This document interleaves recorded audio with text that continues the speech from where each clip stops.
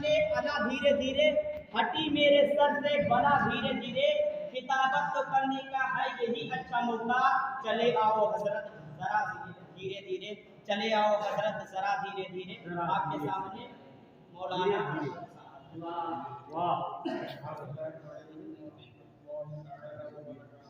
वालेकुम अस्सलाम व रहमतुल्लाहि व तआला व बरकातहू।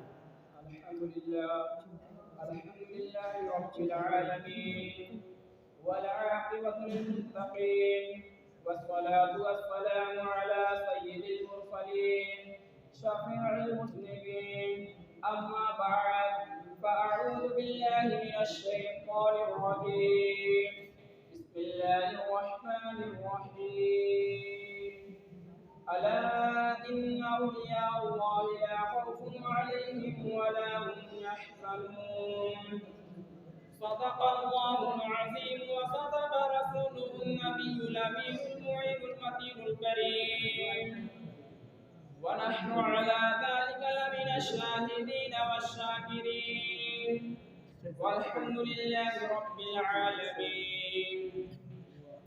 मुअज़्ज़ज़ सामीईन किराम, कुछ अर्ज़ मारूफ से कब्ल आइए हम और आप आकाए नामदार मदनी ताजदार हम गरीबों के गमगुसार हुजूर सैयदी अबरार व अखियार जनाब अहमद मुस्तफ़ा मोहम्मद मुस्तफ़ा सल्लल्लाहु अलैहि वसल्लम की बारगाह रिसालत मआब सल्लल्लाहु अलैहि वसल्लम में दरूद शरीफ का हदिया निछावर करें। पढ़ें बाआवाज़ बुलंद अल्लाहुम्मा रब्ब मुहम्मद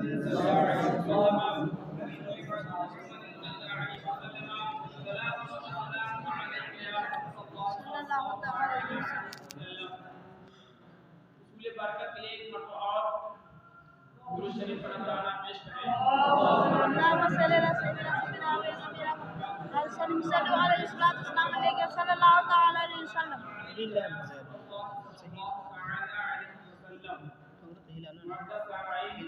आला हज़रत अज़ीमुल बरकत मुजद्दिद दीन व मिल्लत अश्शाह इमाम महमूद रज़ा खान फाज़िल बरेलवी अलैहि रहमत व रिज़वान इरशाद फरमाते हैं, वाह क्या मर्तबा ए गौस है बाला तेरा, ऊंचे ऊंचों के सरों से है कदम आला तेरा, सर भला क्या जाने कोई कि है कैसा तेरा, सर भला क्या कोई जाने कि है कैसा तेरा, औलिया मलते हैं आंखें वो है तलवा तेरा, औलिया मलते हैं आंखें वो है तलवा तेरा। मुअज़्ज़ज़ सामीईन किराम, मैंने कुरान मजीद की एक मशहूर व मारूफ आयत करीमा की तिलावत करने का शरफ हासिल किया। अल्लाह तबारक व तआला कुरान मजीद में इरशाद फरमाता है, अला इन्ना औलिया अल्लाहि ला खौफुन अलैहिम वला हुम यहज़नून। सुनो, अल्लाह के वलियों को न कोई खौफ होता है और न कुछ गम। मुअज़्ज़ज़ सामीईन किराम, इस सरजमीन पर बहुत सारे औलिया किराम तशरीफ लाए और इंशाअल्लाहुल अज़ीज़ क़यामत तक तशरीफ लाते रहेंगे, लेकिन उन औलिया किराम में कुछ ऐसे भी औलिया हैं कि जिनका रुतबा और मर्तबा बुलंदो बाला है। उसी रुतबा और बुलंदो बाला में रहने वाले एक वली कामिल जिसको हम और आप हुजूर सैयदना गौसे पाक रज़ी अल्लाह तआला अन्हु की ज़ात गिरामी से जानते और पहचानते हैं। माशाअल्लाह, ये आज से ऐसा महीना भी शुरू हुआ है कि जिस महीने को हुजूर गौसे पाक रज़ी अल्लाह तआला अन्हु के नाम से जाना और पहचाना जाता है। मुअज़्ज़ज़ सामीईन किराम, हुजूर गौसे पाक रज़ी अल्लाह तआला अन्हु का नाम क्या है? हम तो गौसे पाक के नाम से जानते हैं, लेकिन उनका नाम दरअसल में अब्दुल कादिर है और उनका लक़ब है अबू मुहम्मद। उनकी कुन्नियत है मुईयुद्दीन महबूब सुबहानी पीराने पीर दस्तगीर हुजूर गौसे आज़म, ये उनकी कुन्नियत है। उनकी पैदाइश मुल्क ईरान के एक शहर जीलान जो जिसमें एक कस्बा गीलान है, आपकी पैदाइश वहाँ पर हुई और आपके पैदाइश की तारीख 1 रमज़ानुल मुबारक 470 हिजरी में हुई और आपकी वफात हम और आप 11वें शरीफ के नाम से जानते हैं, लेकिन आपके वफात में इख्तिलाफ है। एक रवायत में आता है कि 8 रबीउल सानी 561 हिजरी में हुई, दूसरी रवायत में है कि 9 रबीउल सानी 561 हिजरी, और तीसरी रवायत है कि 10 रबीउल सानी 561 हिजरी में आपकी वफात हुई। लेकिन जो आज आवाम में मशहूर है वो 11 रबीउल सानी 561 हिजरी है। मुअज़्ज़ज़ सामाईन, ये 11वीं शरीफ है क्या, कहते क्यों है? ये 11वीं शरीफ मशहूर है, ये पहले ज़माने के कब्ल जो मजदूर हुआ करते थे उनकी मजदूरियाँ 11 रबीउल सानी को दी जाती थी, और उस मजदूरी को वो अपने हाथ में पाते ही खुश हो जाते थे, और उसी खुशी में वो हुजूर गौसे पाक रज़ी अल्लाह तआला अन्हु के नाम से फातिहा कराया करते थे। और वही आज आवाम के दरमियान चलता चला आया और 11 रबीउल सानी हुजूर गौसे पाक के नाम से मशहूर हो गई। मुअज़्ज़ज़ सामीन, हज़रत गौसे पाक रज़ी अल्लाह तआला अन्हु, इनके वालिद की तरफ से अगर निस्बत देखी जाए तो इनका नसब हज़रत सैयदना इमाम हसन रज़ी अल्लाह तआला अन्हु से जाकर मिलता है, और अगर इनके वालिदा मुहतरमा की तरफ से देखा जाए तो इनका नसब हज़रत सैयदना इमाम हुसैन रज़ी अल्लाह तआला अन्हु से जाकर मिलता है। इसलिए हुजूर गौसे पाक रज़ी अल्लाह तआला अन्हु को हुसैनी और हसनी सैयद कहा जाता है। किसी ने क्या यूँ कहा है कि तुम हुसैनी हसनी क्यों ना मुहियुद्दीन हो, तुम हुसैनी हसनी क्यों ना मुहियुद्दीन हो, ऐ खिज़्र मजमअ बहरैन है चश्मा तेरा, ऐ खिज़्र मजमअ बहरैन है चश्मा तेरा। मुअज़्ज़ज़ सामीन, एक मरतबा का वाक़या है कि एक 18 साल का नौजवान एक सफ़र पे निकला। उस वक्त रमज़ान शरीफ का महीना था और वो सफ़र पर चलते गए, रास्ते में उन्हें दरियाए दजला मिली। उस दरिया को पार करके उन्हें जाना था, और वो शिद्दत उनको भूख की और प्यास की महसूस हुई। रमज़ान शरीफ का महीना था, वो चलते गए। जब इफ्तार का वक्त आया तो उन्हें भूख लगी, तो उन्हें कुछ खाने का सामान उनके साथ नहीं था, तो उन्होंने दरियाए दजला में बहते हुए एक सेब को देखा और सेब को उठाकर उन्होंने खा लिया। खाने से पहले उन्होंने नहीं सोचा कि ये सेब किसका है, इसका मालिक कौन है, आगे क्या होगा। उन्होंने जब खा लिया, खाने के बाद उन्हें तड़प महसूस हुई कि इस सेब को तूने तो खा लिया, इस सेब के मालिक से तूने इजाजत नहीं ली। अगर ये सेब मैदान हश्र में अगर तुम्हारे अजाब का शिकार बन जाए और तुम्हारे गुनाह का शिकार बन जाए तो तुम क्या जवाब दोगे? मैदान हश्र में तुम अगर शर्मिंदा किए गए इस सेब की वजह से, तुम क्या जवाब दोगे? उनको ये तड़प महसूस हुई और वो इस तड़प के वजह से वो दरिया के किनारे किनारे चले आए कि मैं इसके मालिक से जाकर माफी तलब करूंगा। और वो मालिक को तलाश करते हुए दरिया के किनारे चलते आए। जब उन्होंने देखा कि दरिया के किनारे एक बागान है जिसमें सेब के दरख्त है, और वो दरख्त के सेब जो है पानी को छू रहे हैं, और जो पके हुए सेब है वो नीचे टपक कर पानी में बह रहे हैं। तो उन्होंने सोचा कि ये सेब जरूर ना जरूर इसी बाग का है, मैं इस बाग के मालिक से जाकर माफी तलब करता हूँ। जब वो उस बाग में गए तो उस बाग के मालिक को पाया। उस बाग के मालिक एक वली कामिल और दीनदार बुजुर्ग थे अपने वक्त के।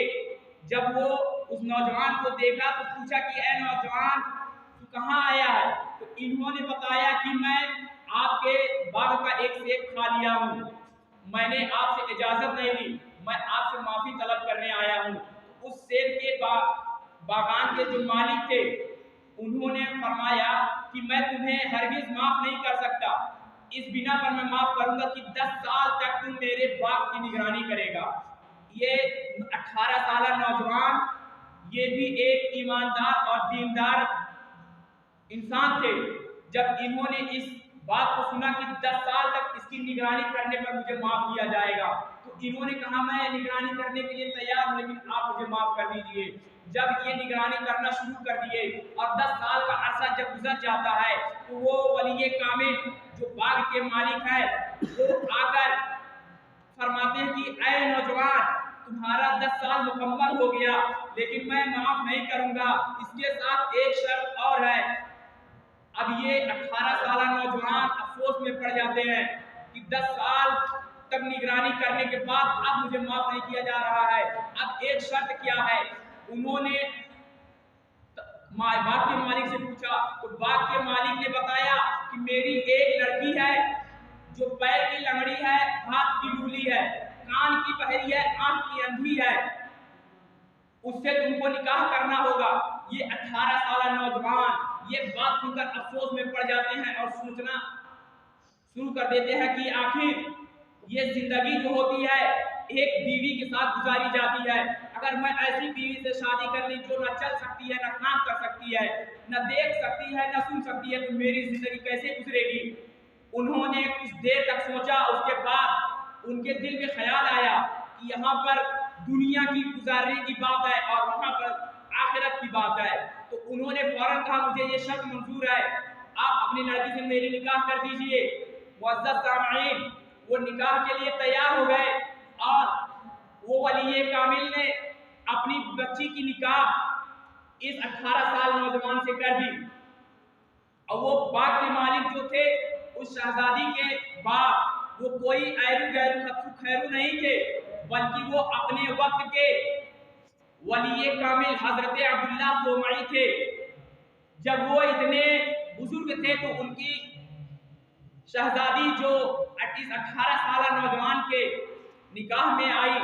जब ये 18 साल नौजवान निकाह के बाद अपनी बीवी के रूम में गया, उसने देखा कि रूम में एक नूर चमक रहा है और उस रूम में जो लड़की बैठी हुई है वो ना लूली है, ना अंधी है, ना बहरी है, ना लंगड़ी है, बल्कि उसके चेहरे से रोशनी आ रही है, खूबसूरतियां दिख रही हैं।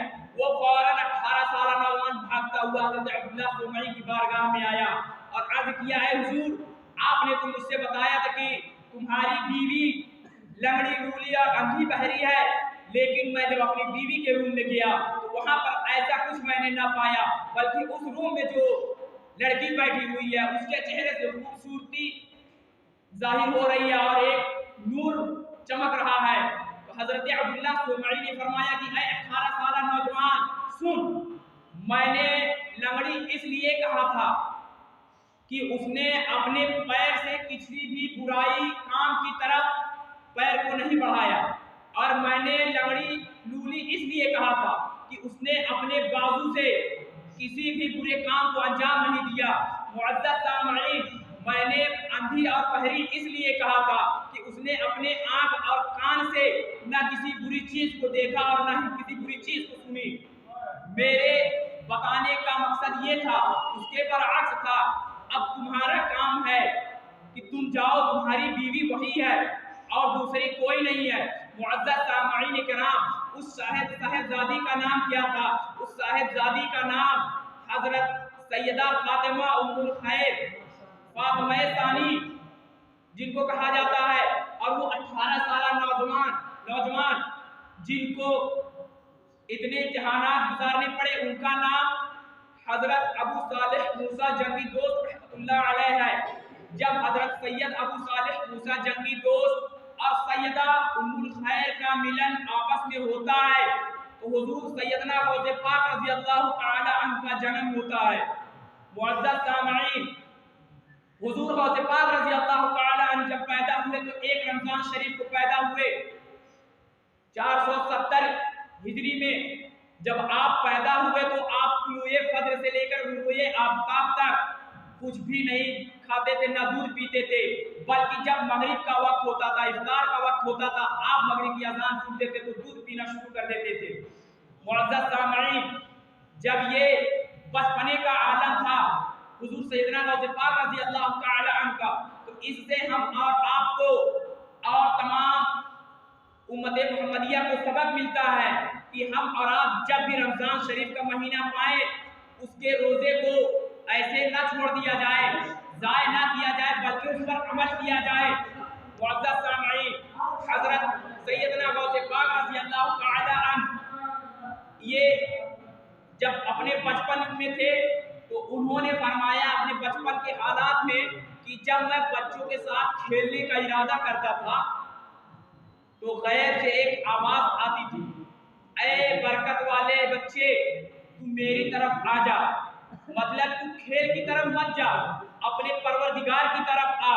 یہ ان کے بچپن کے عالم میں غیب سے آواز آتی تھی۔ اور معزز سامعین، اللہ تبارک و تعالی اپنے پاک محبوب بندے کو اپنی طرف بلا رہا ہے اور کھیلوں سے دور کر رہا ہے۔ معزز سامعین، حضور سیدنا غوث پاک رضی اللہ تعالی عنہ سے پوچھا گیا کہ آپ کو ولایت کا علم کب ہوا؟ حضور سیدنا غوث پاک رضی اللہ تعالی عنہ فرماتے ہیں کہ جب میری عمر 10 سال کی ہوئی اور میں مکتب کی طرف پڑھنے جا رہا تھا تو میرے آگے پیچھے فرشتوں کے چلنے کی آواز نہیں، فرشتوں کے چلنے کی آہٹ محسوس ہوتی تھی کہ میرے آگے پیچھے کوئی چل رہا ہے، اور ان فرشتوں سے ایک آواز آتی تھی کہ اے لوگو اللہ کے ولی کے لیے بیٹھنے کی جگہ چھوڑ دو، اور یہ آواز جب آتی تھی تو پورے مکتب والے سنا کرتے تھے۔ معزز سامعین کرام، یہ ہے حضور سیدنا غوث پاک رضی اللہ تعالی عنہ کے چند حالات جس پر ہمیں اور آپ کو عمل کرنے کی ضرورت ہے۔ اللہ تبارک و تعالی ہم اور آپ کو اس پر چلنے کی توفیق و رفیق عطا فرمائے، اور ہم سے بولنے میں، آپ کے سننے میں جو بھی خطائیں اور لغزشیں ہوئی ہوں، اللہ تبارک و تعالی سے دعا ہے کہ ہم سب کو معاف عطا فرمائے۔ استغفر اللہ ربی من کل ذنب واتوب الیہ، استغفر اللہ ربی من کل ذنب واتوب الیہ، استغفر اللہ ربی من کل ذنب واتوب الیہ۔